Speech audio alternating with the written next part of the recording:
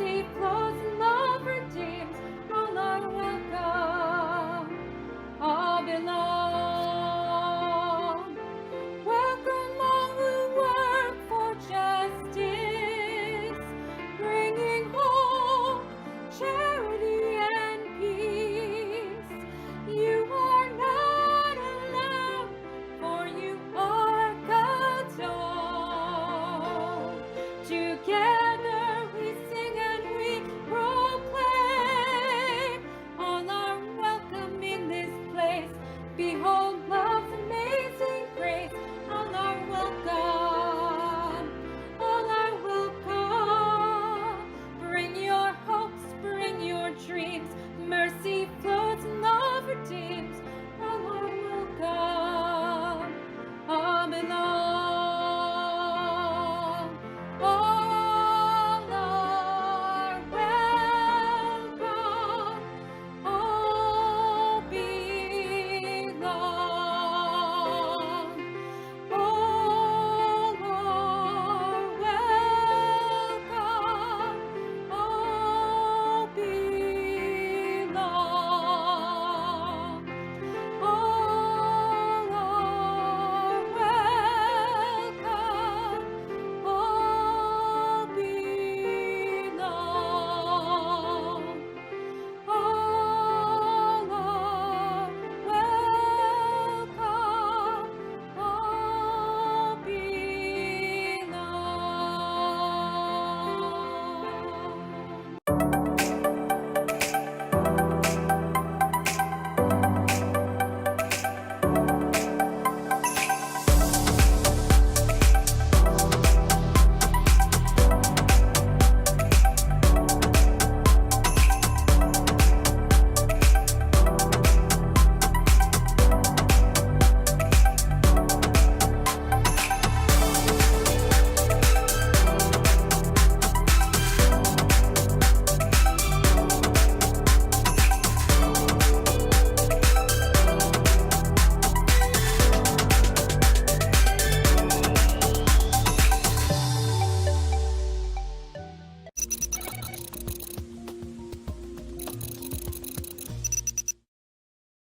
You guys are doing it's not really called. You guys, our worship first. Yeah.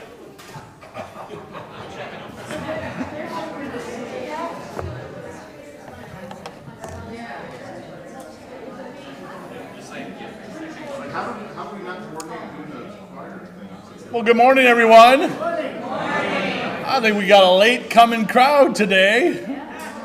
Nothing like a leisurely Sunday morning, I tell you. You gotta love it. I wonder, my friends, if you will join me in opening our service with our call to worship. Something awakened us this morning, perhaps the day's dawning, or maybe, the smell of brewing coffee or tea, the sounds of an alarm or on the shelf, or a newspaper hitting the door. And now we gather with awakened spirits in gratitude for the Creator of this day. Something moved us this morning. We left behind a sufficiency of sleep or a restless night. We got dressed and ate breakfast, and we left our homes to come to this sacred space. And now we gather in space, seeking an experience of the holy, amidst a community journeying on a path of faith together. May ours be a faith that is both awake and moving, open to the experiences of wonder and awe that are exploding around us in every moment. And may we answer the call to live with eyes wide open To the beauty that surrounds and be the love the world desperately needs more of. May we trust always that we are called, we are called, we are called. Well, let's not just say that. Let's sing about it. Let's rise up and body our spirit and sing a beautiful hymn to kick this Sunday off. We are called.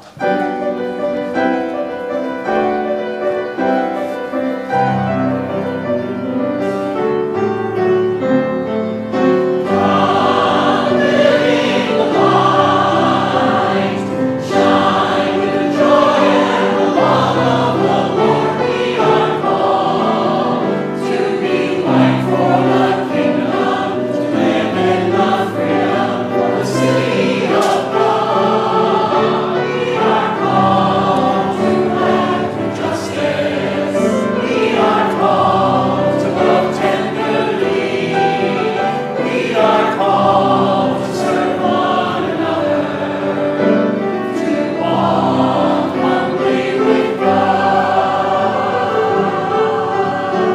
Come on.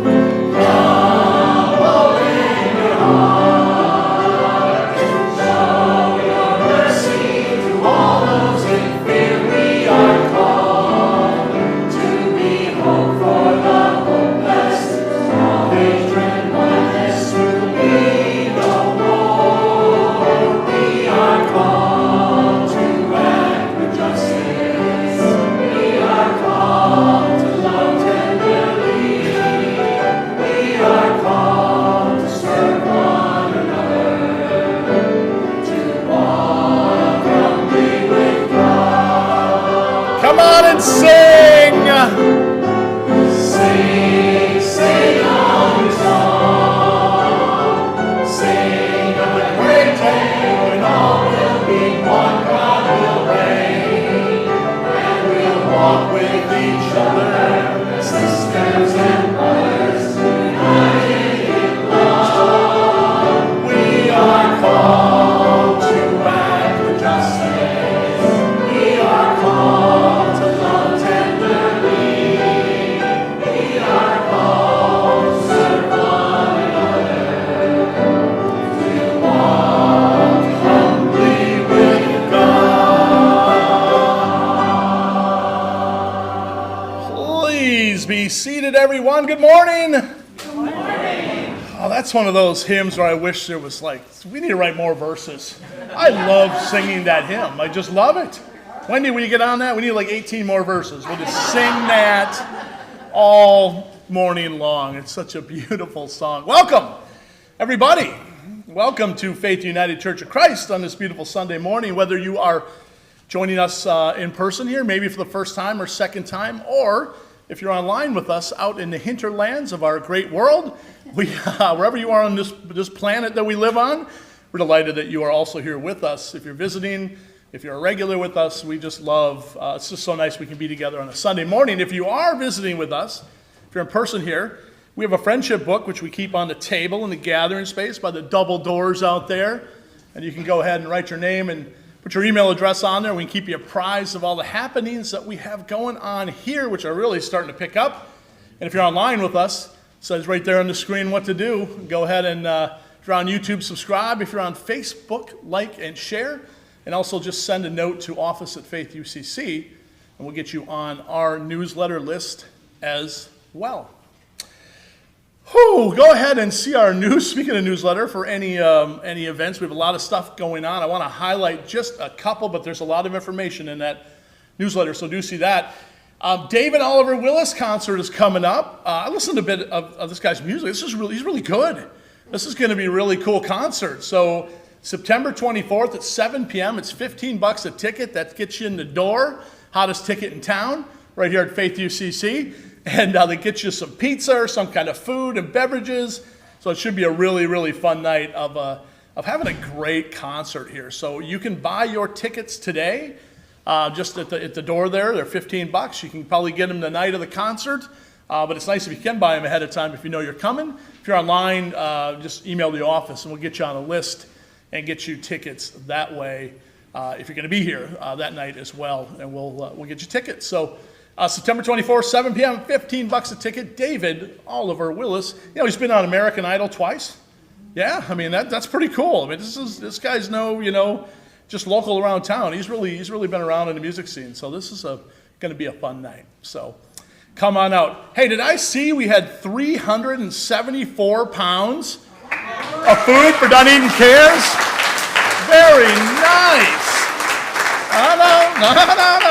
I see that little scissors thing going. I said 400 pounds. Y'all fell 26 pounds short. Just think one little sack of rice would have got me that haircut that you're so all waiting for.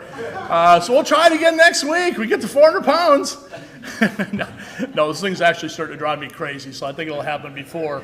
There's going to be a shorning happening here, I think, pretty soon.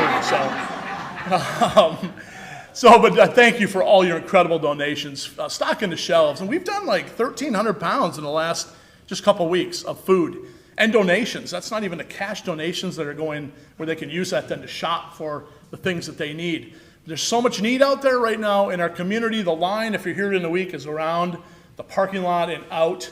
So there's just a lot of needs. So thank you for your incredible generosity in helping fill Dunedin Cares shelves, our neighbor food pantry. It is simply amazing what you're doing. We have a special announcement on some really exciting strategic planning coming up. Fran Mitchell, our moderator, is going to tell you all about it.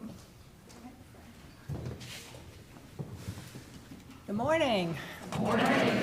You remember in July, we bugged you every week to fill out a strategic planning survey, and I'm proud to announce that almost 100 of you, we're just shy, like 98, filled out the survey. And now it's time to find out what the results were, what you think of the church, and what you hope for the church. So we're going to have our first strategic planning survey, our first strategic planning meeting on September 11th. That's 2 weeks from today. Casey informs me he won't be coming because it'll be the start of football season.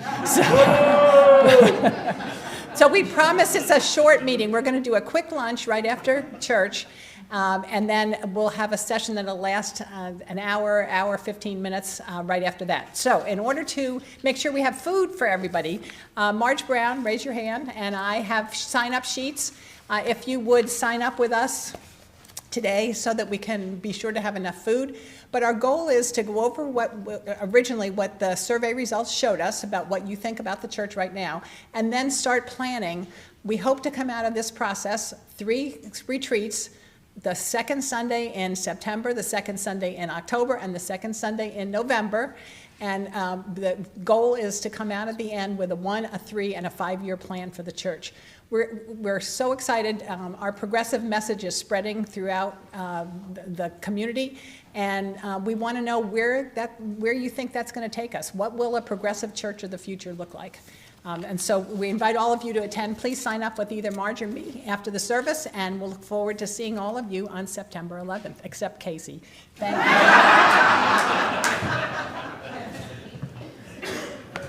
You wouldn't see Mike either if you lived further away. Wait a minute, isn't the game, the Buccaneers game on, it's like 7, isn't it Sunday night? It is. What's the problem here?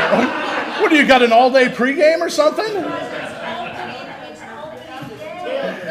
Oh. Season starts if you're a Bucs fan at 8 o'clock that night. That's so. Casey will be here. I'm going to work on it. We'll get him here. Hey, I'm going to lift up some concerns we have today. Please hold Preston Kavanaugh in your hearts and prayers. Preston has been hospitalized with some health issues, and he'll be in the hospital countryside for a few days.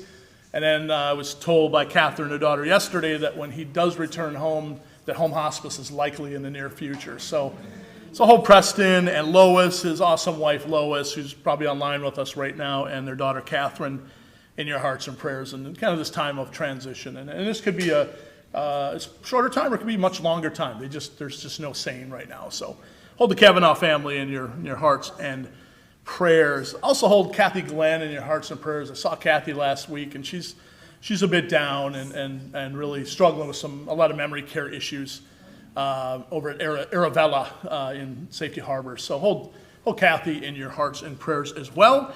Continue to hold Ron and Suzette Hughes in your hearts and prayers. Suzette is still recovering from a really invasive surgery, and Ron is still grieving the loss of his father, Harlan, last week. So hold the Hughes family in your hearts and prayers. I think I see Whitney's back with us today. Whitney is back. She's here somewhere. She is in the back. Whitney, I think the first time any of us have seen you since we lost Mudge, and just know you're in our hearts and prayers, and we've been thinking about you every week, and we're glad to have you back here in this community with us. So I know you miss your mom, and I miss her smile as well, and I always cherish the time I was able to spend with her. So peace be with you in this time, and lean on us as you need to, okay? We're here for you. Also, Jenny Pressgrove's here. She's on the men still. Got a ways to go. Dolores Abad, I think, is at home. I called her yesterday. She's supposed to go home from Encompass yesterday. I'm not sure if anyone's talked to her, but she should be at home. And Ruth Ann Richwine is doing much better. She may be here. If not, she's at home, also recovering from a pretty massive stroke, but she was here last week, and that was really a great thing to see. So hold all these folks and others that you hold in your hearts, in the silence of your hearts, in your hearts and prayers. We have do we have any other concerns that we'd like to lift up? Do we have a microphone today? We do. Any other concerns anyone would like to lift up this day? Any concerns with praying community? No concerns? Okay. You got a concern, Tom? Come on over. So my concern is really for my niece. She's fine physically, but she's 22, right out of college, and she was really excited, had 2 opportunities for employment, and they both fell through this week. So you can imagine what that's done to her. And just, her name's Maria Miller. Keep her in your prayers and just positive vibes if you can send them her way, because she's really down right now. Thanks. Maria. Maria. Hold Maria in our hearts of prayer, Tom. Give her our best to talk to her. I know that's hard. It'd be devastating. Any other concerns, prayers you'd like to lift up this day? Or joy? Go ahead, Leslie. You got a concern for us or joy? Concern. Okay. I'm going to be leaving for 3 weeks to go to Santa Fe to care for a friend, Sasha, who has cancer and going into chemotherapy. She has no family here in the States. So you're going to be leaving for 3 weeks to caretake for your friend Sasha in San Antonio and Santa Fe. Santa Fe, yeah, whole different region. Well, we're going to miss you, but it sounds like you're going to be right where you need to be. So safe travels and give your friend our best, okay? Yeah, thanks, Leslie. Other concerns? Any joys you want to lift up? Celebrate any joys this day? See, Brian's got a joy up here. Come on up, Brian. Get the big microphone today. Come on. That's right.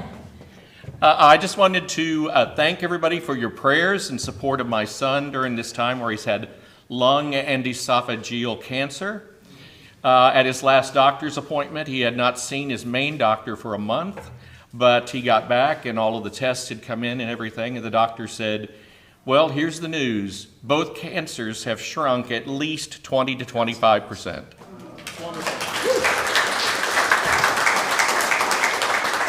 And the better news is no more chemo, no more radiation, and in about another week and a half, he starts suppressive drug therapy on that, which and it's genetically targeted specifically for his type of cancer.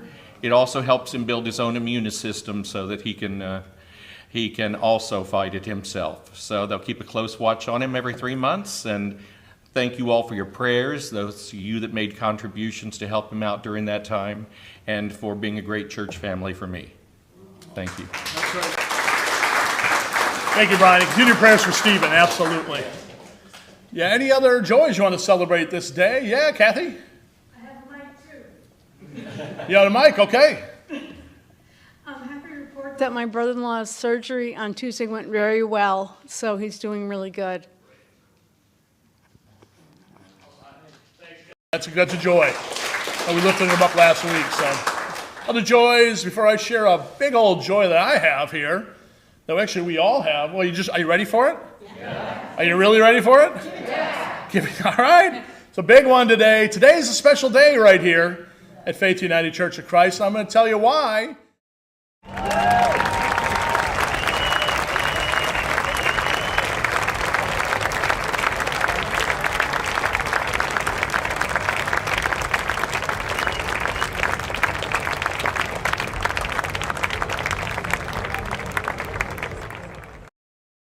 Christ, how awesome is that? 11 years ago today was the very first worship service right here on the 28th of August. Many of you that don't know the story, this church was founded down on Drew Street, kind of, where the Phillies practice? They were kitty corner right next to St. Pete College over there, and they were founded as a church there, built the campus there, and thrived there for over 50 years until deciding to sell that campus. It had been falling apart, church was declining, and the core stayed together, and they rented space in a Methodist church called Union Methodist on Union Street. It's no longer there, not far from here. And they were there for maybe less than a year. And we had an interim pastor then, Robert Palin, and his wife Carol. And Carol, they happened to live in a neighborhood, and Carol was driving by this property one day and looked over just as they, that day or right around that time, had put out a for sale sign. And this was an old Christ Scientist church that sat vacant for many years, and she got with the leadership of the team, the council, and they said, we got cash, Developers were swarming. You know how developers start swarming on land like this? Oh yeah, they right across my high school. This is waiting to be a community, but oh no, Faith UCC had other plans. And they swooped on in, pushed all those developers out of the way, and they bought this land as is, cash only, and the rest is history. And here we are, 11 years later. So we're actually 68 years or something like that. We've been around for a while, but only 11 good years here in Dunedin. So, it's just a nice day to remember our history and kind of where we came from, and just celebrate 11 years of being a progressive spiritual voice right here in Dunedin, Florida, and looking forward to many, many more. Yeah, Carol, I knew you were going to make a comment. The other bidder was next door, Faith on the bottom. Faith Lutheran is next door, and they apparently, I didn't know that. They wanted to buy this property too? Oh, ha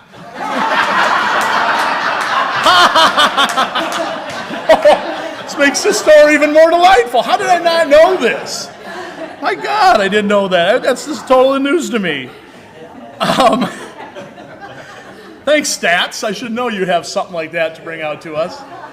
That's awesome. Well, now we're the opposite. We're kind of waiting until things, maybe take a turn on that property. And my eyes, every time I walk outside, my eyes are going right over there.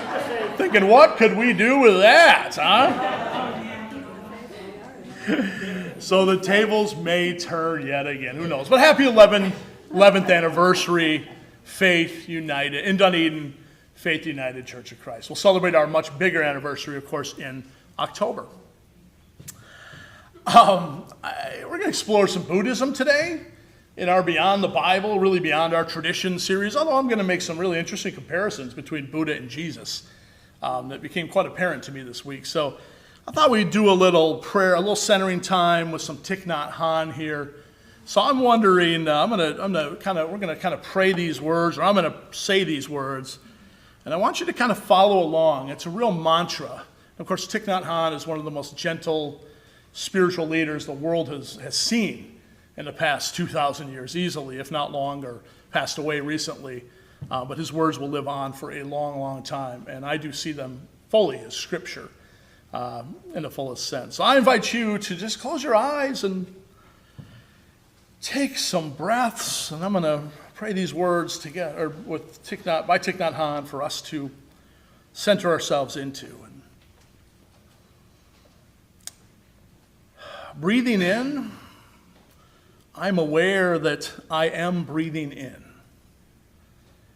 Breathing out, I'm aware that I am breathing out. Breathing in, I'm grateful for this moment. Breathing out, I smile. Breathing in, I'm aware of the preciousness of this day. Breathing out, I vow to live deeply in this day. I want you to try to follow along with me if you can as we recite those words again. Try and follow exactly what he's saying. Breathing in, let us be aware that we are breathing in. Breathing out, let us be aware that we are breathing out. Breathing in, we are grateful. Let us be grateful for this moment. Breathing out, let us smile. Breathing in, let us be aware of the preciousness of this day. And breathing out, let us vow to live deeply into this day. One more time. Really try and feel these words. Breathing in, let us be aware that we are breathing in. Breathing out, let us be aware that we are breathing out. Breathing in, let us be grateful for this moment. Breathing out, let us smile. Breathing in, let us be aware of the preciousness of this day. And breathing out, let us vow to live deeply into this day. Amen. Hope you can carry those words with you into this day as you live its preciousness in all that you do and are. One more joy we forgot to mention. Our choir's back. And they're going to move us with their sounds of When I Hear Music.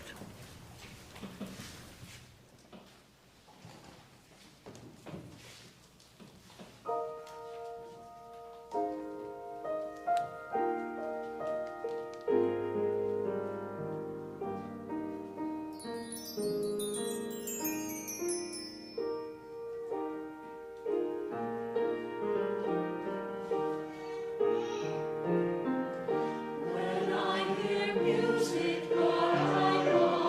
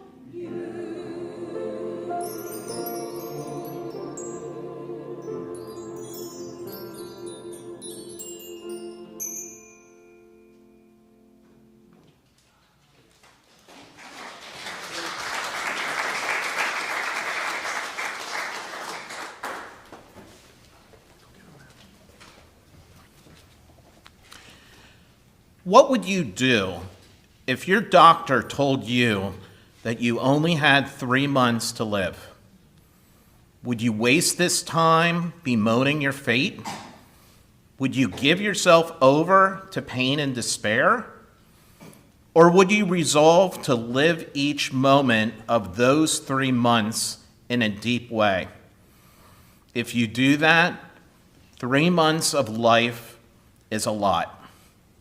Some 20 years ago, a young man came to me and told me exactly this, that he had had only 3 months to live. I asked him to sit down with me and have a cup of tea. My friend, I said to him, you must drink this tea in such a way that life is possible. We must live this moment we have together in a deep way. 1 day is a lot.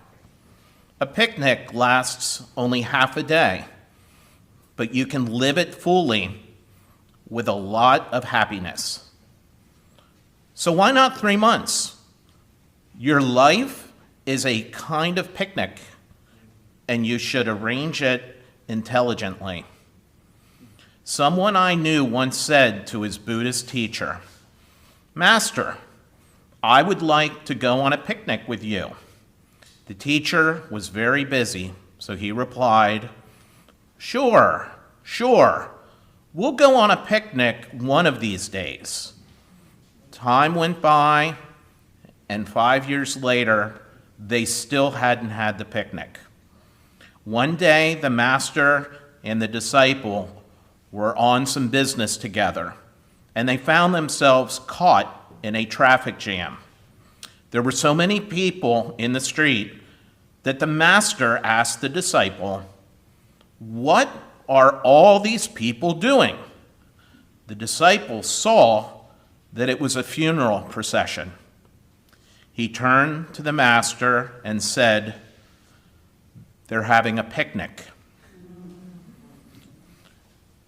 Don't wait to start living. Live now. Your life should be real in this very moment. If you live like that, 3 months is a lot. You can live every moment of every day deeply in touch with the wonders of life. Then you will learn to live and at the same time learn to die. A person who does not know how to die does not know how to live, and vice versa. You should learn to die immediately. This is a practice.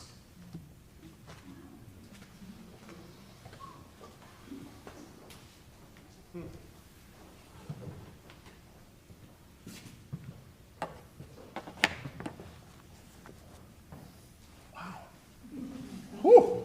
Yeah. Didn't realize it was that heavy. Till you read it. Thanks, Tom. That was great. So our scripture text today, from the gentle and wise teacher of Buddhism, Thich Nhat Hanh, reminds me of a song I loved several years ago. I still love it today. It's a country song. Not with a funny title, not this one. Country song written by Tim McGraw about a man who went to the doctor and found out that he only had a short time to live. The words, many of you might know them. If you want, you can sing them with me if you want. The words go something like, I'm not going to sing it, so I'm not going to try and do my best Tim McGraw. I was in my early 40s. No, that's not going to work. I don't have a hat on. I need a cowboy hat to do my Tim McGraw. I was in my early 40s with a whole lot of life before me when a moment came that stopped me on a dime. I spent most of the next days looking at the x-rays and talking about options and talking about dear old time. Someone in the song then asked the man in his 40s, who obviously was just told he only had a short time to live, he said, what did you do when you received the news that your life was coming to an end? And the man answers with the refrain of the song. Again, I'm not going to sing it to you, but I know many of you know it. What did he do? He went skydiving. He went Rocky Mountain climbing, right? He went 2.7 seconds on a bull named Fu Manchu. And he loved deeper. And he spoke sweeter. And he gave forgiveness he'd been denying. That's the refrain of the song. And the refrain ends with, someday I hope you get the chance to live like you were dying. Someday I hope you get the chance to live like you were dying. Now, faced with the reality, at the end of his life, the man did these things he ordinarily maybe would not have done, things he could not anymore put off because he only had 3 months for another day, or maybe even things he was too afraid to try, because he was clinging to the fragile nature of life before his diagnosis. And he did some other things with his time fleeting in his life, knowing that death was imminent. He became a better husband. And he became a better friend, the song tells us. And he went fishing more, And he stopped to watch the eagle soar sky high above him in the sky. And in the end, the refrain just plays over and over, almost just haunting. Someday I hope you get the chance to live like you're dying. I hope to live like you're dying, to live like you're dying, to live like you're dying. I hope you get the chance to live like you're dying. For a country song, I'd say that's pretty dang powerful, right? It's nothing about trucks or dirt, guns. It's not only a really powerful song, but it was wildly popular, that song. Wildly, off the charts popular. It was like old Tim McGraw had struck something deep within those who had heard his song that went beyond its catchy, kind of fun melody. It had a message that resonated deep in people's souls and their weary, busy, worried, minds, bodies, and spirits, and reminded them life so often is just passing us by. As we go through the motions and fill our relatively short time here on earth with a lot of clutter and a lot of things to worry about and to stress over. His song struck a chord among the weary that there has to be a better way to live that is not so fleeting perhaps, but rather a way to live in which we are filled with awe and passion and adventure in some form that's comfortable with us. You don't all have to ride a bull named Fu Manchu. And the freedom to live beyond the confines of the boundaries that are all too often set for us to define our lives. His character in the song faced imminent death, and he began to live, maybe for the first time. Maybe for the first time. And life for him took on a whole new level of freedom, maybe in beauty and wonder, even as he faced death, maybe because he faced death. And he then packed more into those final weeks or months than he ever packed into the previous 40 years of his life. And in the end of it, looking back, he wished perhaps he'd lived that way all along. But it took the realization of his finitude and that life would soon end for him to find the courage to actually live. I see why so many related to his words, for so many of us are seeking the same thing in our own lives, right?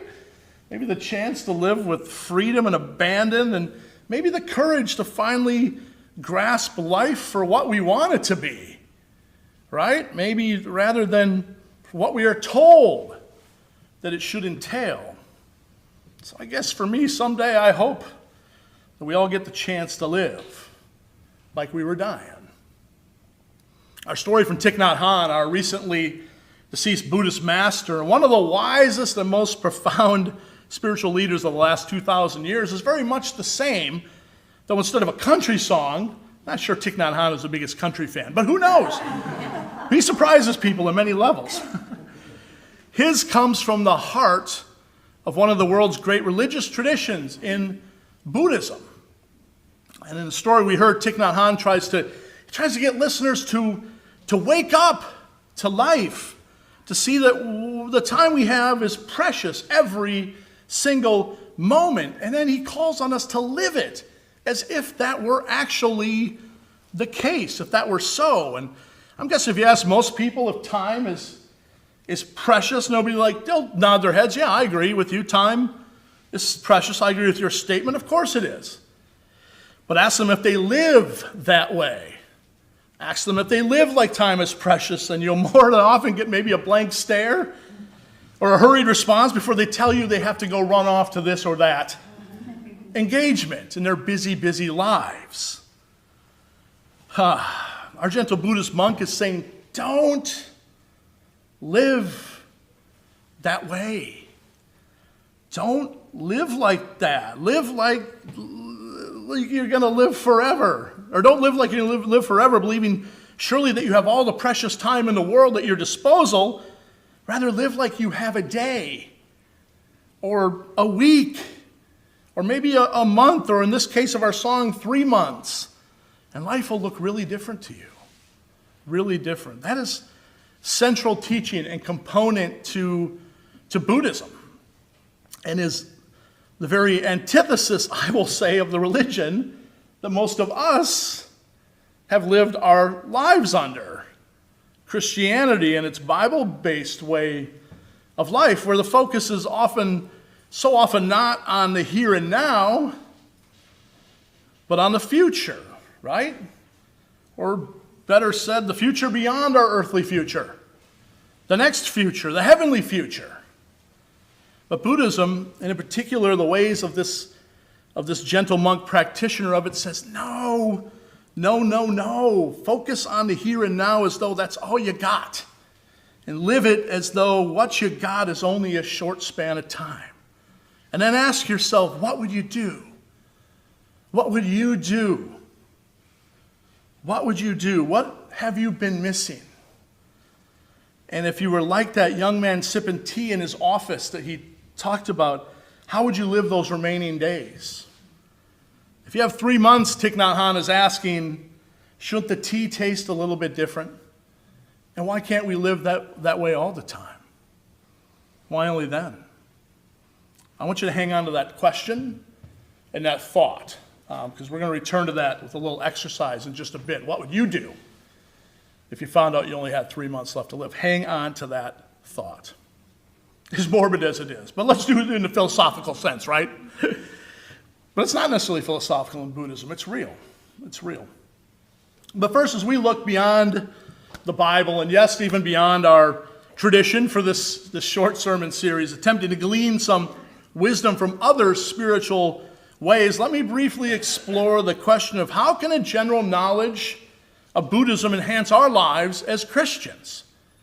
How can a general knowledge of Buddhism enhance our lives as Christians? For I believe not only can it do so in powerful ways, but that the similarities between Jesus and Buddha, oh my God, they're remarkably striking. And before looking at those, let's just explore a bit of the background of Buddhism, which traces its origins to the life of a man, and right around the 6th century BCE, a rich young man named Siddhartha Gautama. Now, Siddhartha, at a fairly young age, became quite conscious of his privileged place in society and his family's incredibly great wealth, and he began to grow really unimpressed with it all, unimpressed with all his wealth. He sensed that there was something more than just the comfort of his lifestyle, and he decided to do something about it. So kind of like St. Francis later on, he gave it all up. He gave up all that wealth. He walked away and he became a poor monk, wandering in the surrounding areas, begging for food, and legend says he often lived on, get this, 1 single grain of rice per day. Whew, filling. He soon realized, though, just as the wealthy lifestyle did not suit him in his seeking, neither did this militant asceticism. That also didn't suit him. So he began to practice what is called the middle path, or a way of life that of neither extravagance on the one end or extreme poverty on the other. He rejected them both and saw the life lived with balance in between those extremes. God, if only we could do that politically in this country. Wouldn't that be nice? Say that for another sermon. After finding this middle path, and through continued seeking, Siddhartha found his way to the Bodhi tree. You've all heard of the Bodhi tree, where he sat underneath its branches or its leafiness, whatever it has. And some schools of thought say as he sat there, he was tempted. Does that sound familiar? By the allure of women. Oh, it's always women come tempting. Well, if it's a woman, would men come do the tempting? To find those scriptures. So these women come and they're doing their thing and they're trying to move him. And then he's tempted by power. And he's tempted with fear as though something's going to destroy him. But he never gives in. Eventually, Siddhartha goes on, beats all of this, and experiences what we call enlightenment. And Siddhartha goes on and becomes known as the Buddha, which means the word, the enlightened one. And then he set off on a path. He went on to teach others how they too can find enlightenment and can find liberation in their own lives and eventually obtain enlightenment on their own. He died around the year 480 BCE, and his teachings were carried on by his followers and passed down today, where there are 3 main schools of Buddhism with many more, as we know, just like Christianity, right? Many more underneath that vary greatly from one another and squabble about who has the true teachings. Again, it all just sounds so familiar, doesn't it? If only there was some motif we could examine here. And what does Buddhism teach? Well, like our own denominations of Christianity, again, that depends on who you're asking. But generally, they all revolve around the idea of what's called the 4 noble truths. And that first truth is that there is suffering. We all know it, right? There's suffering in our lives and in the world. That's a fact. The second, there's always a cause for that suffering. And generally, it's our own attachments and our own vices and desires that causes that suffering. Number 3 is that we can overcome that suffering by letting go of our desires and attachments. Well, that sounds easy, doesn't it? Whew. Buddhism's tougher than Christianity, for God's sakes. And 4th, lastly, that to truly overcome the suffering in our lives and the world, we must live a certain way, which he went on to develop as the 8-fold path of rights.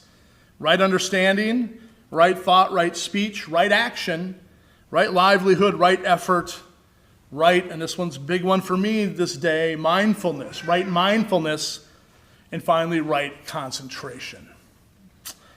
I'm not going to go into all of those, but if you're interested in learning more, see me after the service. And as I always love to do, I'll point you to some good books so you can learn more. I don't know about you, but I don't know. I find within Buddhism a great deal of meaning in how to live life as though it's a spiritual practice. You see that too a little bit? It's like a path. It's a path to walk in life on the spiritual journey, to transform my own ways. That's how I see it in my own life, and really of myself for the sake of the world and for others, rather than, and this is how we've been kind of indoctrinated, than a set of beliefs, right, that I need to assent to. That's what Christianity so often teaches, for the sake of only myself and my salvation, not in this life, but in the next promised life. So much of the Christian tradition can so often, I know I'm going to say this and I don't want to offend anybody, it can be such a selfish endeavor. Do you know what I'm saying? It can be a selfish endeavor, especially when mingled in with end times and predestination beliefs, where some will be saved for the glories of the next life and poor other suckers won't be. They'll be left behind, like in those movies with the airplane flying and the pilot disappears because he's been raptured, because apparently he was one of the chosen that's going to go to heaven, and the rest just crash into a fiery death on the earth below. I know that's a series, but come on, it's there. The core of it's there in the teachings. So the goal of so much of personal Christianity is it's too personal for me, and not necessarily communal, as we see expressed so often in Buddhism. It hasn't always been that way. Just want to say, Far from it, but that is how it's often presented today. But by going beyond the Bibles, we're doing in this series and studying other religions, like Buddhism this week, outside of our own tradition, kind of allows us to have a little window in, right, into our own tradition and see a little more clearly. We can kind of critique it, and that's okay to do that in a way that we might not necessarily do if we're just living it and we're kind of going through the motions. And that's how I was struck this week by the similarities between Buddha and Jesus. I mean, it's really crazy. Let me back up. It struck me by the recognition of just how much the earliest and purest form, this is where I want to go, of Christianity shared with the earliest form of Buddhism. They're actually really similar in how the lives of Buddha and Jesus were just so similar. I mean, Jesus was born poor. Okay, we know that, right? Buddha, Siddhartha, was born rich, but they both came early on to see the folly of it all, and that attachments and accumulation to material things just didn't really matter. That's a huge similarity between them. Siddhartha practiced non-attachment through his denial of accumulation of material wealth, and Jesus did as well, saying things like, do you remember when he said, hey, go and sell all that you own and give all that money to the poor? Do you remember when he said that? And then go ahead and come and follow me. So he was very much the same. Siddhartha believed in alleviating the suffering of all people through love and compassion based on that eightfold path. Jesus told people to love their neighbors just as they love themselves. And he told great stories like the Good Samaritan to remind us how that is central to his way. Strong similarities between them. Siddhartha was tempted under the Bodhi tree. As I already said, and emerged transformed with a way of liberation for all people. And Jesus emerged from the temptation in the wilderness and began to walk a way of liberation for all people. Another similarity. Siddhartha found in meditation he could center himself in enlightenment, and Jesus went off in prayer so often to ground himself in the enlightened reality that he called God, or Abba in many cases, Abun. Finally, and there's so many similarities we could explore between them, but Siddhartha built into the fabric of his way of enlightenment the idea of mindfulness, of paying deep attention to the depth of each and every moment. While Jesus reminded people so often of the same thing and to pay attention to the birds of the air, right? Or to notice those flowers in the field. Don't miss them, he says. Or the sacred nature of a shared meal, or the preciousness of a moment shared with others. Both of their ways are about paying attention to the world around you, each moment, each experience, each person, and the simplest and most ordinary of moments. And for Buddha, there's a lifetime in an hour, and transformation in a moment stolen under a tree. And for Jesus, the infinite is contained in a simple story. And transformation, likewise, is something as simple as a fig tree, Wendy's favorite, or a mustard seed. They just saw differently, didn't they? They both were radical for their times, and they called us to live really different kinds of lives then, and they still do today. And mindfulness, being in the moment, was the key that linked them both. I think we've lost that today in Christianity, sadly. The great myth master Joseph Campbell once said, people, is a quote, people say that what we're all seeking is a meaning in life. You agree with that? Sometimes. But Campbell goes on, I don't think that's what we're really seeking. I think that what we're really seeking is an experience of being alive, so that our life experiences on the purely physical plane will have resonances within our own innermost being and reality, so that we actually feel the rapture of being alive. We're not seeking meaning. We're seeking the rapture of being alive. He says that's what it's all finally about. End quote. That sounds exactly what Tim McGraw, back to our country artist, was singing about in his blockbuster song, or what Thich Nhat Hanh was expressing in his story about the young man or the master missing out on life and a picnic with a beloved friend because he was just too busy. Who here has been too busy a time of their life? Every hand in here should go up. Who still is too busy at times? Every hand in here, in some way or another, should go up. So the master didn't live like he was dying. And he will not do so likely until he's dead, is what Thich Nhat Hanh is saying. Only then it will be too late, and his funeral will be the only chance for the picnic, though he will have missed it. So my question for you is, how does seeing the fleeting nature of life, as Buddhism tries to get us to, change how you choose to live? How does recognizing honestly, as Buddhism does, how finite we really are, that death is something that awaits us all, how does that change you? And how can that realization lead us deeper into living more fully in every moment of our lives?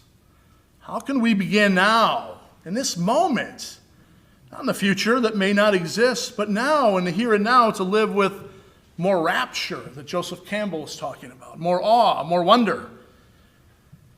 How can we do that? You don't have to go skydiving. You don't have to go Rocky Mountain climbing.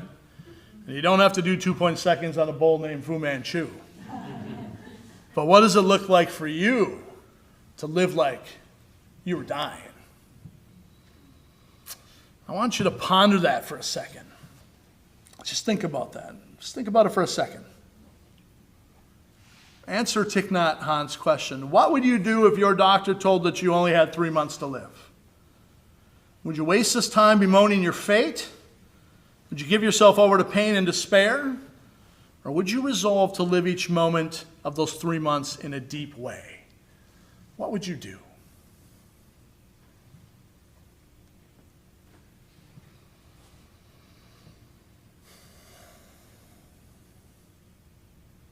What would you do?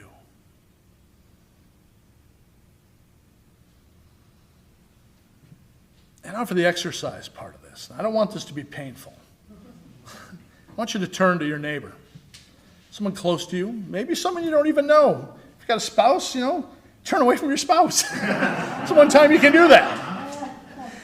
But it doesn't matter. Turn to someone and tell them, what would you do if you were to, what would living like you were dying look like to you? What would you do if you found out you had 3 months left to live? What would you do? Go ahead, just share a bit.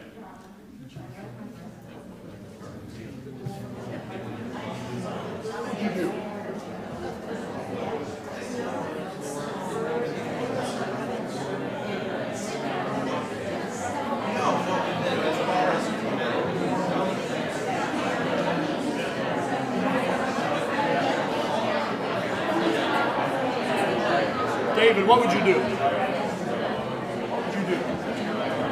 You've got a short time. Come here. You watch more Seinfeld.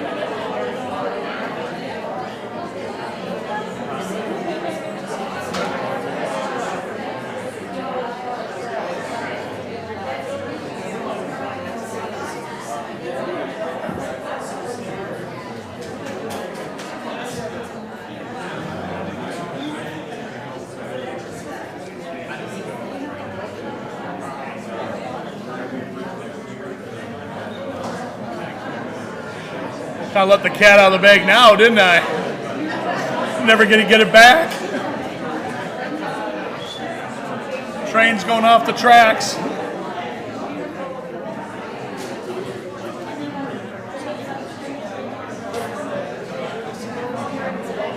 Let's regroup here, folks.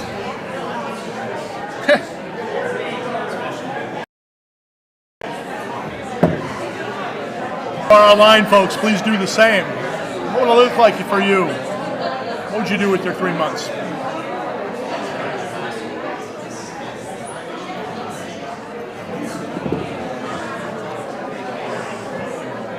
All right, everybody.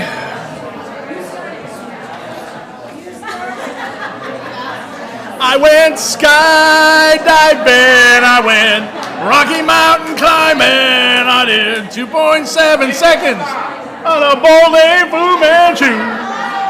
And I love deeper, and I'm done. I'm done. They got your attention. Oh my God. There you go, sit down. That's why I'm not in choir. So who wants to volunteer a quick something? What would you do? Skydive. Seriously. Seriously. Skydive. Tell people you love them. Tell people you love them. What's that? Hot air balloon ride.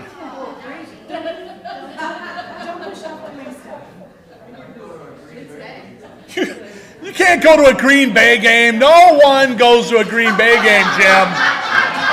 Oh. No.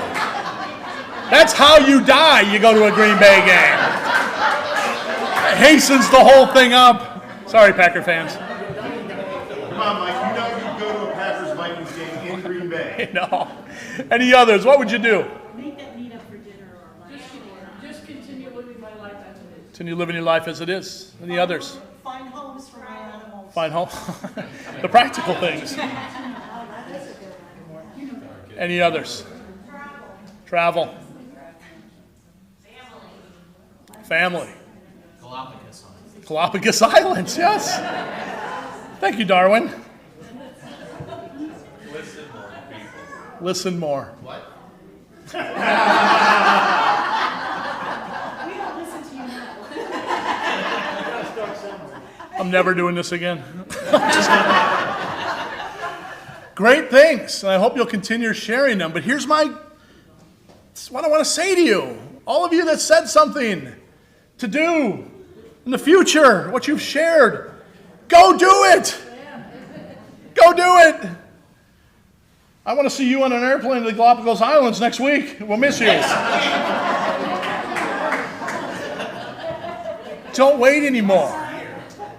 You all just express things you want to do. You want to love your family more. So love your family more today. You want to travel. You want to skydive. Zephyr Hills is right over there. My wife skydived there, for God's sakes. Go skydive. Don't. Well, be careful, but you know what I'm saying. You want to love deeper. You want to talk sweeter, as Tim McGraw said. Whatever you want to do, and you look at doing it in the next, if only you had that short time, you can do it anyways. That's, the heart of Buddhism. And really the heart of the Jesus way as well. To live in the moment with intention and rapturous joy. The very best and hearts of our religious traditions have been trying to tell us, the very best, the purest, before Paul got involved and others got involved with it, have been trying to tell us to live life fully. We just find other things to block that out and convince ourselves we can't. But here's the thing, you can, and you should. That's Thich Nhat Hanh's message for us today. Take this into your week. My friends, ponder it, please. Ponder it deeply. Do something new this week. Doesn't matter what it is, something big, something small. Do something new that you've maybe been putting off for some time. Live like you were dying this week.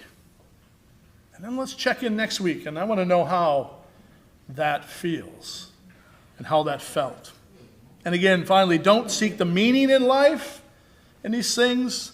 Seek the experiences that make you come alive. And I believe if you can do that as Buddha knew and as Jesus knew, that you will stand changed. And that's the best of what our religions can give us. May you have a rapturous week of embracing the new and living like you were dying. Amen.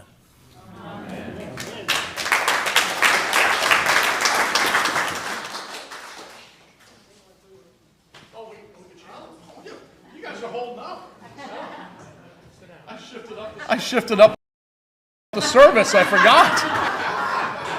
Brian's living like he's dying. He just wants to get up there and sing another anthem. You know, we used to do a lot of chanting, and I loved it. Some time just to kind of contemplate the sermon and what you heard and how you felt. And so let's get back to that. Let's chant this through. Peace before us. The second time through will be love before us, and the third time through will be light before us.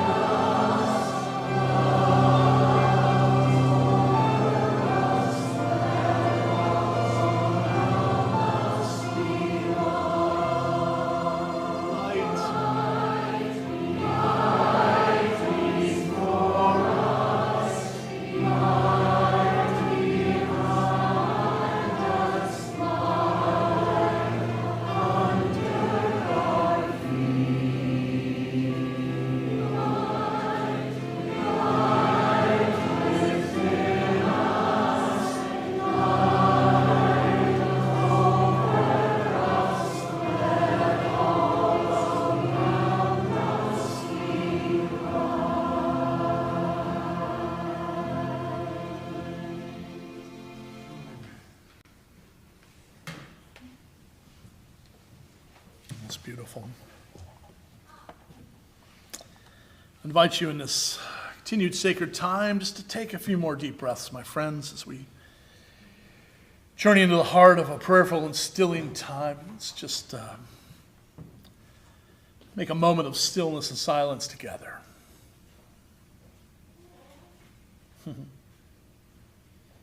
Except for our little ones. They can make all the noise they want. We love it.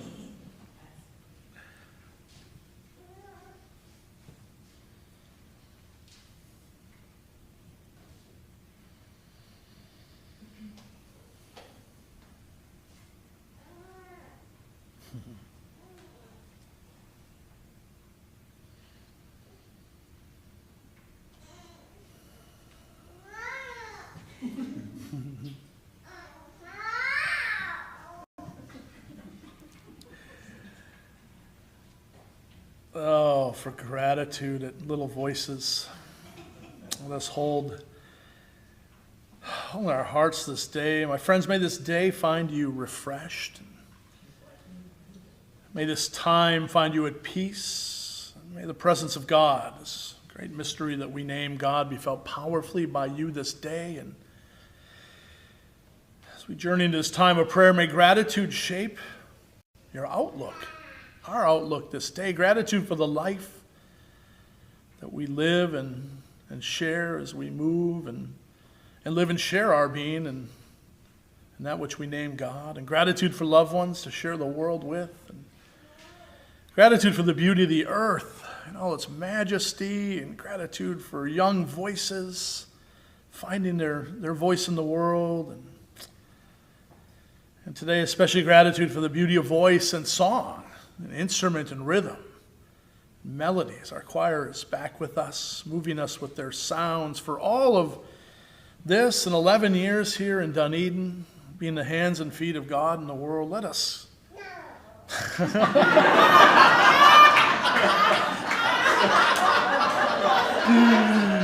Oh, I love it.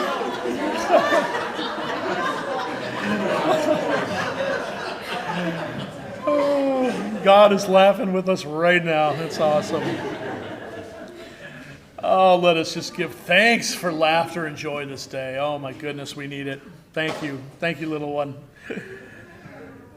Oh, as we pray this day, No.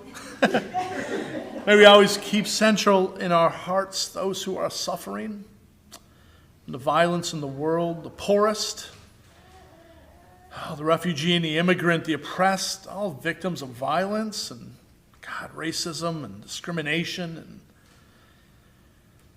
and all of those sources of struggle and pain in our world. And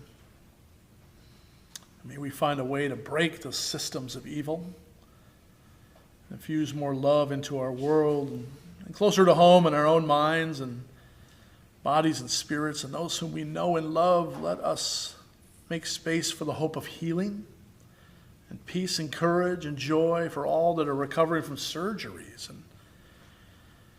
and strokes and other health issues, or dealing with issues of aging, or grieving the loss of loved ones, and struggling to find balance in their mental health, and so much more. Let's just hold a moment of stillness and silence for all those that we hold in our hearts who are struggling this day.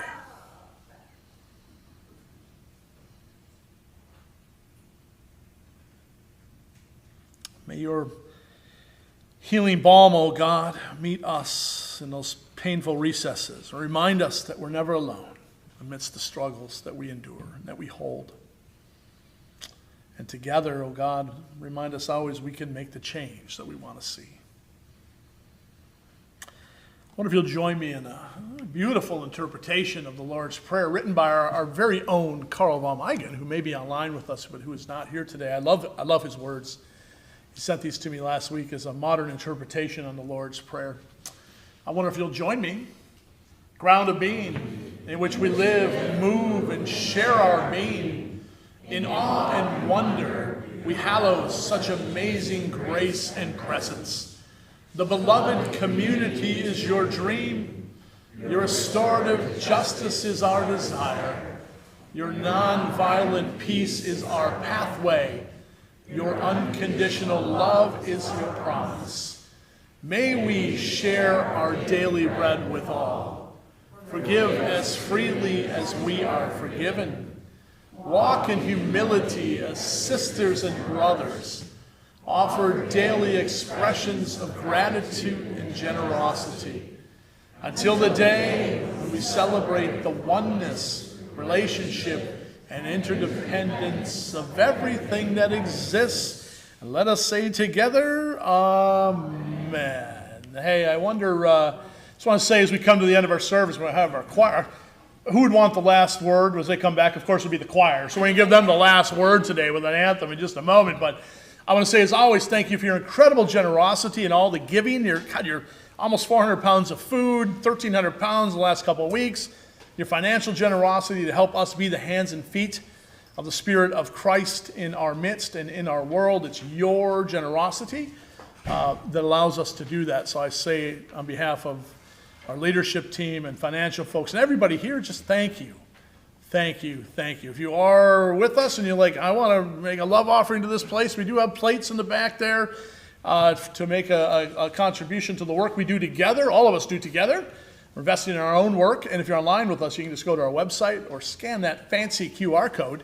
It'll take you right to our giving page, and you can go ahead and use Vanco or PayPal right there. But thank you for your incredible generosity. And now we're going to let the choir have a say before we sing our way out of here for peace. Music. What brought you guys back? Music. What brought you guys back? Music. What brought you guys back? Music. Well, sing about it.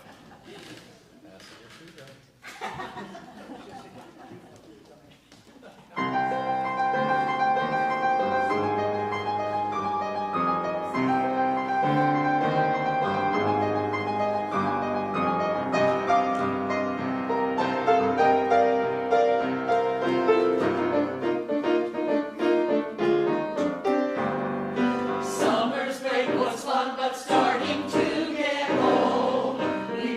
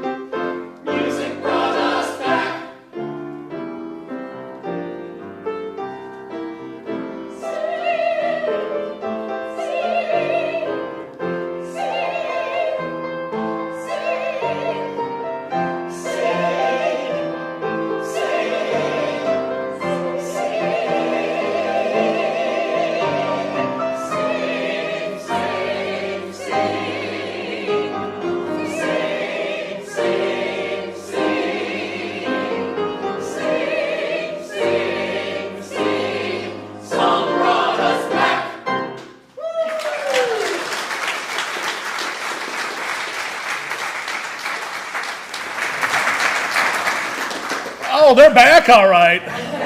What brought you back again? Oh, music, the song. Oh, quick note, just a little reminder of mindfulness before we sing our way out of here. A little something for you to take into your week from Thich Nhat Hanh. When we are mindful, deeply in touch with the present moment, our understanding of what is going on deepens, and we begin to be filled with acceptance, joy, peace, and love. May you live your week mindfully. Have a great week, everyone. I hope you stick around for some hospitality. We got great hospitality. Celebrate our 11 years here. Get to know a new friend for the next 11 years. You know, greet an old friend for the last 11 years. And just have some fun today. I wish you a blessed week. But before we join one another in hospitality, let's sing our way out of here as we always do. Let's rise up in body or spirit and sing, "Let There Be Peace on Earth," and let it begin with us.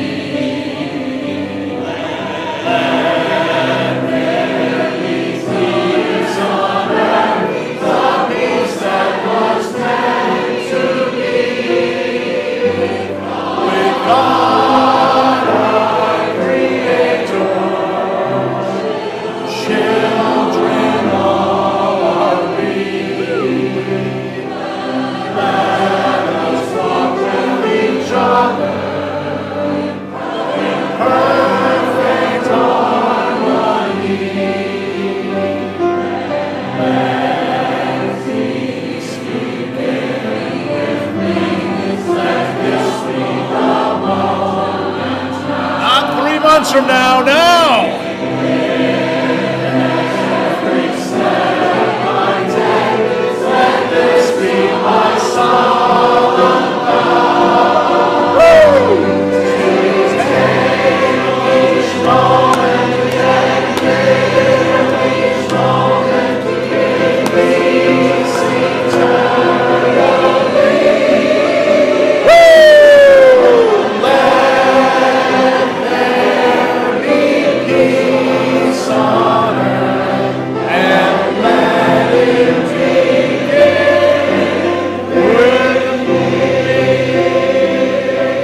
Go in peace, everyone. Love one another. Serve that great mystery we name God. Amen. Woo!